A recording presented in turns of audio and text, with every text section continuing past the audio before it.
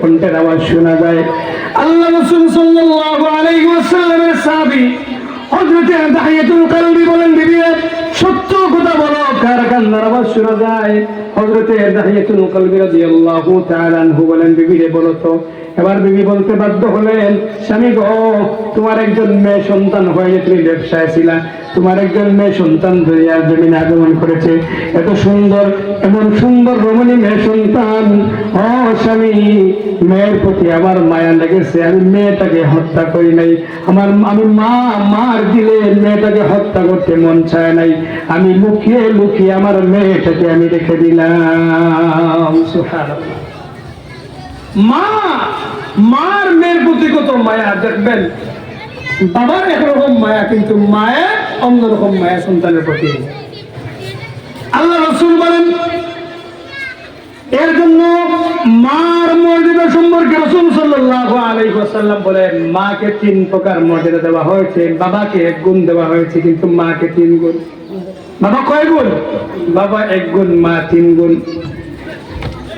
কেন মাকে 3 গুণ দেওয়া হয়েছে? আল্লাহ রাসূল সাল্লাল্লাহু আলাইহি ওয়াসাল্লাম বলেন, মা সন্তানকে লালন পালন করতে গিয়ে কষ্ট করে, দুনিয়ার কোন ব্যক্তি এরকম কষ্ট করে না।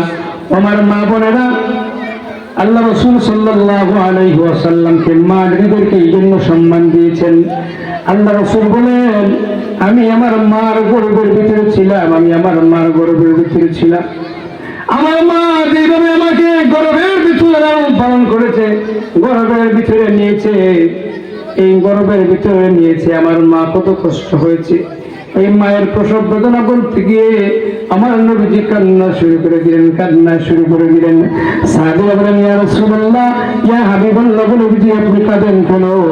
আমার নবীজি বলেন, আমি আমার মাকে যে কষ্ট দিয়েছি, মায়ের প্রসব বেদনা সম্পর্কে আল্লাহ তাআলা কোরআনের মধ্যে যে কথাগুলো উল্লেখ করেছেন, মায়ের প্রসব বেদনার যন্ত্রণা এইভাবে উল্লেখ করেছেন। আল্লাহ রাসূল সাল্লাল্লাহু আলাইহি ওয়াসাল্লাম বলেন, এই জন্য আল্লাহ তাআলা মা জাতিদেরকে, নারী জাতিদেরকে আল্লাহ তাআলা সম্মান দিয়েছে। আমার মা বলেন, হযরত দাহিয়াতুল কলবি আল্লাহ রাসূল কই কথা বলে বলতেছেন, রাসূল সাল্লাল্লাহু আলাইহি ওয়াসাল্লামের চোখ দিয়ে পানি বাইর হইতেছে। আল্লাহ রাসূল সাল্লাল্লাহু আলাইহি ওয়াসাল্লামকে বলছেন, নবী গো, আমি আমার বিবিকে কোনো কথা বললাম না, আমি আমার বিবিকে বললাম, বিবি রে, মেয়েটাকে সুন্দর জামা কাপড় পরাইয়া দাও, আমি দূরে কোথায় বেড়াইতে নিয়ে যাব। আমি বললাম, বিবি রে, জমিনাকে সুন্দর কোন কাপড় পোশাক পরাইয়া দাও, দূরে কোথায় আমি বেড়াইতে নিয়ে যাব। মাকে বলতে দেরি, সঙ্গে সঙ্গে মা সন্তানটাকে সুন্দর জামা পরাইয়া দিল, মেয়েটাকে সুন্দর জামা পোশাক পরাইয়া তৈরি করে বাবার হাতে তুলে দিল। আর বাবা কত নিষ্ঠুর বাবা। রাসূল সাল্লাল্লাহু আলাইহি ওয়াসাল্লাম বলেন, দাহিয়া রে, তোর কথা শোনার পরে আমি নবীজি জীবনে এরকম কোনদিন কাঁদি নাই। দাহিয়াতুল কলবি আবার নিজের সন্তানকে নিয়ে দূর পাহাড়ের দিকে রওনা হলেন। সন্তান বলছে, ইয়া আবাতি, ও বাবা, আমাকে নিয়ে তুমি কোথায় যাচ্ছ? সন্তান বাবাকে কত সুন্দর বলে, বাবা গো, তুমি আমাকে এত দূরে কোথায় নিয়ে যাচ্ছ? বাবা তুমি নিষ্ঠুর, কোনো কথা বলে না বাবা।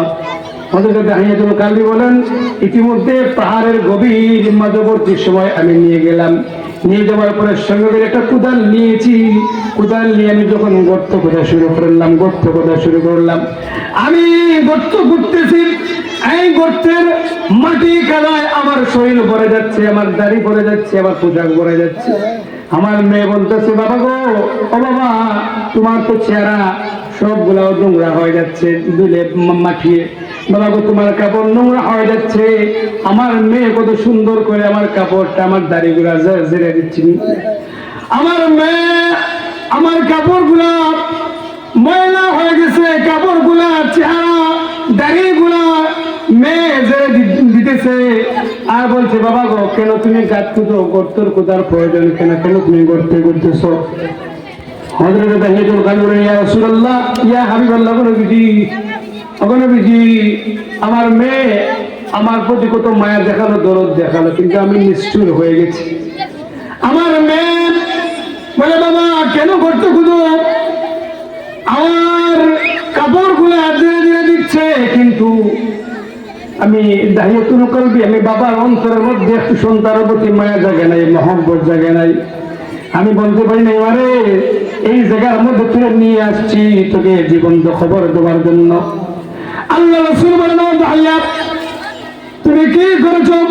দাহিয়া বলেন ইয়া রাসূলুল্লাহ ইয়া হাবিবাল্লাহ, নবীজি আমি আমার মেয়েকে ওই জায়গার মধ্যে নিয়ে আসলাম। নিয়ে আসার পরে আমার মেয়েকে আমি যখন মেয়ে বললো বাবা গো কেন গর্ত খুঁজো, আমি বললাম মেরে এই যুগের মধ্যে নারী জাতিদের কোনো সম্মান নাই, কোনো মর্যাদা নাই। এই যুগের নিয়ম হলো কোনো নারী জাতি যদি হয় তাহলে সঙ্গে সঙ্গে জীবন্ত খবর দেওয়া। এবার মেয়ে বললো বাবা আমি তো কোনো দোষ করি নাই দুনিয়ার জন্য, কেন তুমি আমাকে জীবন্ত খবর দেবা? আমি তো কোনো দোষ করি নাই তোমাকে আমি তো কোনো যুগের মধ্যে কোনো দোষ করি নাই, কেন আমাকে জীবন্ত খবর দেবা?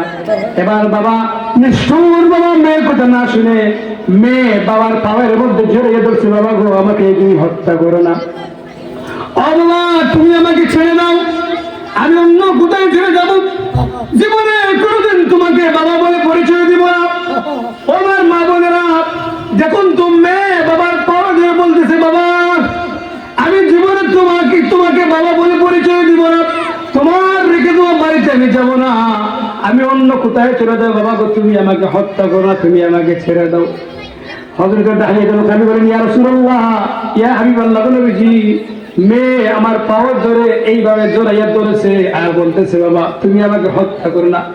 নবীজি আমি কত নিষ্ঠুর হয়েছি, আমি কত জালেম হয়েছি গো নবী, আমি আমার মেয়ের কথা না শুনে মেয়ের প্রতি একটুকু দরদ আমার আসে নাই, আমি সঙ্গে সঙ্গে লাঠি মেরে আমার মেয়েটাকে গর্তের নিচে আমি পালিয়ে দিয়েছি। গর্তের নিচে যখন আমি আমার মেয়েটাকে আমি লাঠি মেরে পালাইলাম, পালানোর পরে মেয়ে বলতেছে বাবা তোমার পায়ে জোর কদম ধরে গো বাবা তুমি আমাকে হত্যা করো না, আমাকে হত্যা করো না। দাহিয়াতুল কলবি বলেন ইয়া রাসূলুল্লাহ ইয়া হাবিবাল্লাহ, নবীজি আমি যখন আমার মেয়েটাকে গর্তের ভিতরের মধ্যে পালাইলাম আমার মেয়েটা চিৎকার আরম্ভ করছে, ইয়া রাসূলুল্লাহ ইয়া হাবিবাল্লাহ, আমি বাবার মনের মধ্যে দেখছে আমার মেয়ে যখন চিৎকার দিয়েছে আমার মেয়ের কান্নার আওয়াজ আসমানে গিয়ে বাড়ি গিয়ে জমিনের মধ্যে আমার বিস্তৃতি হয়েছে। ইয়া রাসূলুল্লাহ ইয়া হাবিবাল্লাহ, আমার মেয়েটা চিৎকার আরম্ভ করেছে, কিন্তু আমি নিষ্ঠুর বাবা কি করেছি, আমার মেয়েটার দরদ না দেখে আমার মেয়ের প্রতি আমার একটুকু মায়া জাগে নাই, আমি বাবা নিজ হাতেই এই গর্তের মুখের মধ্যে বিশাল পাথর ফেলে আমার মেয়েকে দুনিয়া থেকে বিদায় করে দিলাম। আল্লাহ রাসূল বলেন দাহিয়া ও দাহিয়া কোন জালেম কোন পাপিষ্ঠ এরকম কাজ করতে পারে না, তোমার মন দিল কিভাবে? আমার নবীজি বলেন দাহিয়া রে তুমি যখন তোমার মেয়েকে জীবন্ত খবর দিয়েছো, হত্যা করেছো, তখন তো তুমি মুসলমান ছিলে না, ইমান ছিল না। ও দাহিয়া ইমান আনার পূর্বে তুমি যেই গুনাহগুলো করেছো, যেই পাপ তুমি করেছো, আর এখন যদি তুমি নতুন করে যদি কলিমা পড়ো তাহলে তুমি আর কেঁদো না দাহিয়া, তুমি আর কেঁদো না, আর কাঁদতে হবে না। তুমি যদি এখন যদি কাফের থেকে যদি তুমি কলিমা পড়ে যদি ইসলাম গ্রহণ করো, আল্লাহ রাব্বুল আলামিন তোমার জিন্দেগির পূর্বের সমস্ত গুনাহগুলো আল্লাহ তাআলা মাফ করে দেবে।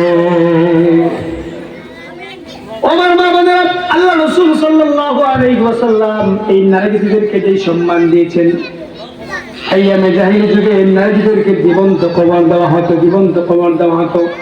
আল্লাহ রাসূল বলেন মার খেদমত সম্পর্কে বলেন ইয়া রাসূলুল্লাহ ইয়া হাবিবাল্লাহ